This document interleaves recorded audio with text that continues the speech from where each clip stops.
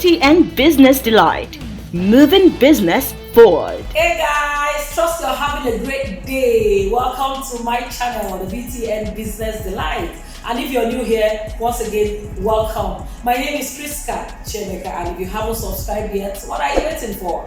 Kindly hit on the subscribe button to get a notification each time we upload a new interview. This week, we're bringing you another explosive interview. Sit back, relax yourself while we unfold details.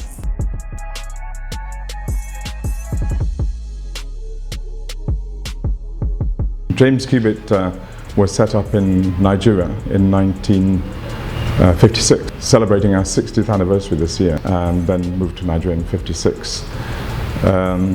It's a practice that's architectural and master planning. I in fact came here in 1980 on the master plan for the University of Nigeria at Nsukka.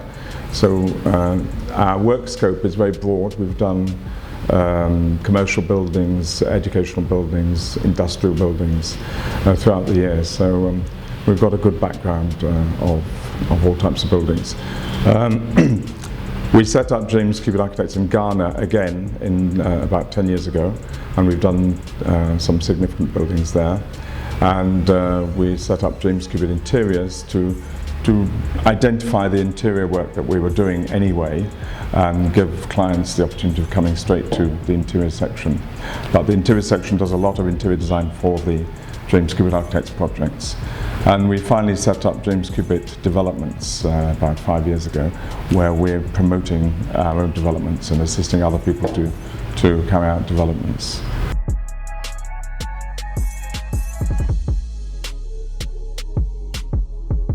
Well, you know, architecture as a profession is a young profession in Nigeria in comparative terms with other countries in Europe, for instance. And so really there are very few architects to the massive population we have. Of those architects, you have a lot of world quality architects in a relatively small number of practices, and then you have a large number of let's say more mediocre level practices. And I think one of the problems is the education of architects in Nigeria has struggled over the last few years, lack of investment in architectural education for one.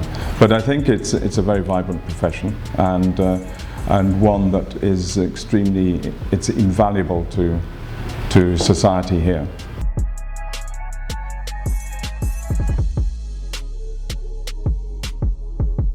Well, yes, I mean, there certainly is, and we've seen other architectural practices from overseas coming in more recently. I think that's something that we can talk about. But in terms of just the amount of architects giving the service, there are not enough, and this probably leads into the question of why you get a lot of non-architects being responsible for buildings, and then the commensurate problems you have of collapses and things.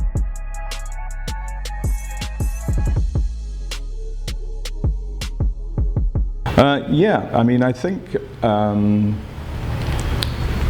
really one of the big challenges is helping people to understand what an architect does, because from our clients on one side, who quite often don't really understand the architect's job,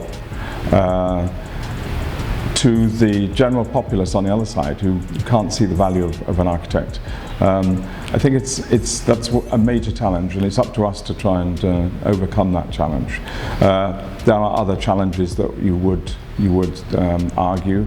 I mean, people quote town planning as a challenge. It is not easy to get town planning applications processed. I have to say that the town planning authorities have a tremendous job on their hands, and they're doing their level best to deal with it. I mean, if you just look at the number of buildings that are presumably being built without any planning applications at all, just to police that is an incredible task.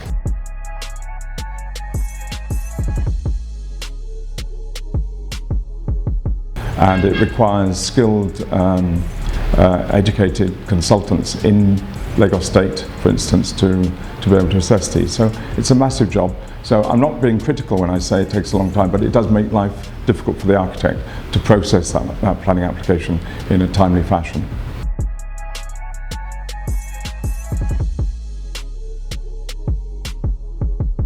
Well, I think in terms of real estate, the architect actually has a very valuable input. And this is because he can ensure the quality of the product. And this means that the end user is getting a better product. It means you're saving money, because although people think that they're spending money on architects, which they don't need to spend, they're actually going to get properly designed, properly detailed and properly specified buildings, which then save money in construction and more particularly save money in long-term maintenance. So you've got to think of the lifestyle costs of that building in order to assess the value of the input of the architect at the outset.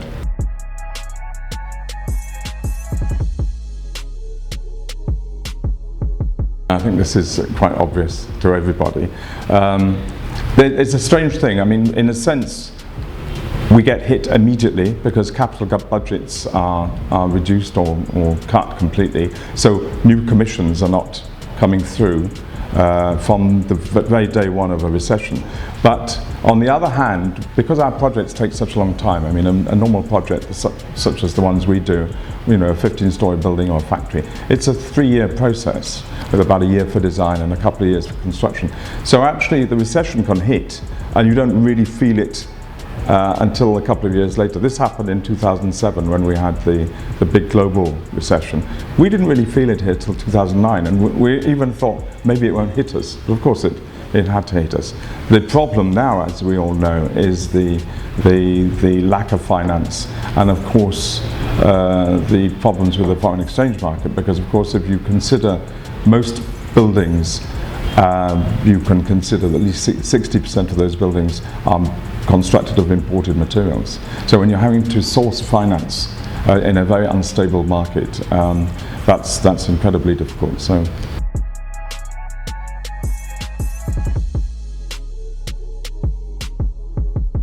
The buildings that collapse are generally the buildings that haven't been designed by architects. So in a sense, there's not a lot we can do apart from supporting the planning authorities in trying to police these things, and particularly in trying to educate the public into the value of having a proper architectural consultant on the project, who will then insist on a structural consultant, because a lot of these things are failures of the structural design of the buildings. You know, failure of assumptions. You know, if somebody builds a single-story building and thinks they can put 2 more or 3 stories on top of it without considering the foundations or the structure below. This is why we had the terrible accident in the church in the north of Lagos, if you remember. So I think that basically our role is to educate the public to the value of proper consultancy, proper structural design, and proper application of planning regulations.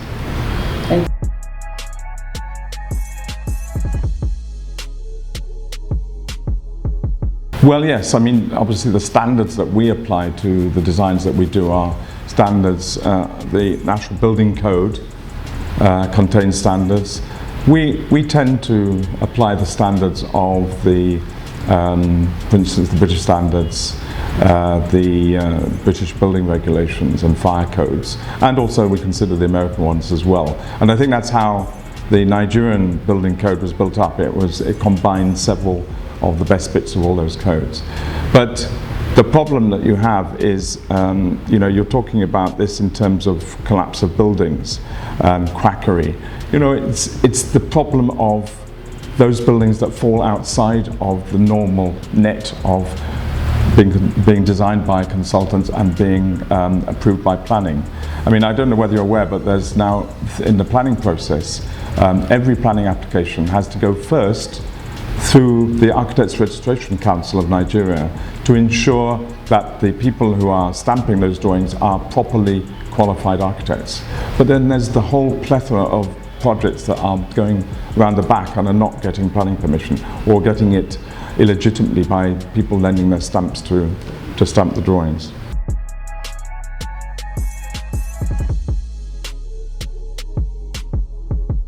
Well, yes. I mean, I think it's fair to say anywhere in the world, if you take an architectural student out of university, you've then got to start training him. And of course, it's equally the same here.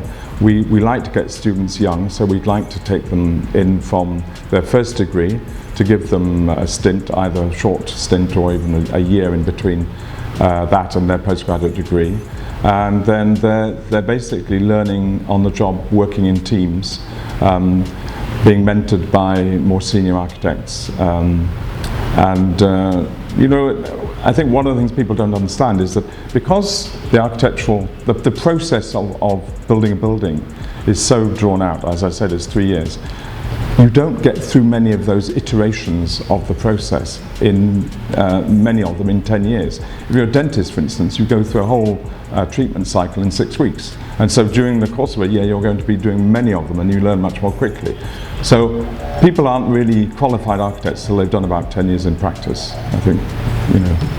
And people, it's very difficult to persuade people that that's the case. So what would you say are the contributions of the learning institutions to the practice? Well, by the same token, they're the ones who have to try and educate the populace into understanding what the role of the architect and the other consultants is. And this is the only way that we can try and fight the collapse of buildings, because once people understand, yes, there is an added value to these people, then that's the way they're going to be employed. So the learning institutes are responsible for turning out quality consultants, quality architects, and if they fail to do that, then it results in poor quality design. So I think that's where it is. It's education in the broader sense, education of the public.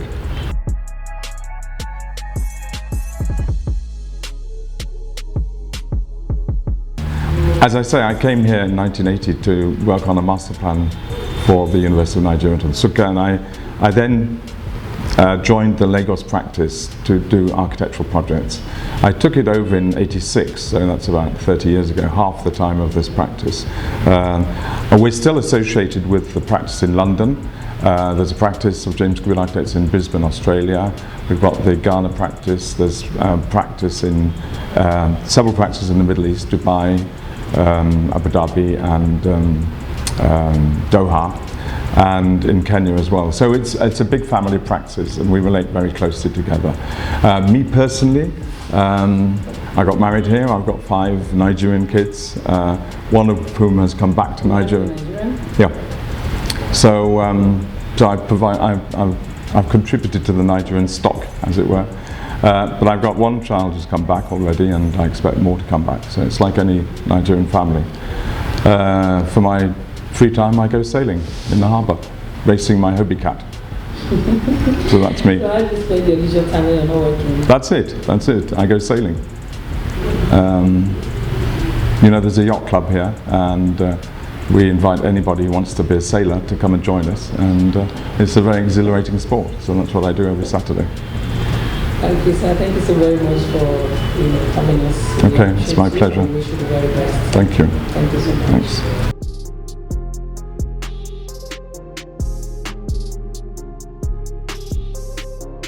And that's about it on this week's package of the VTN Bizness Delite. Thanks for staying with us. Please do join us next week for another industry player. And don't forget to hit the subscribe button. I still remain your host, Priska.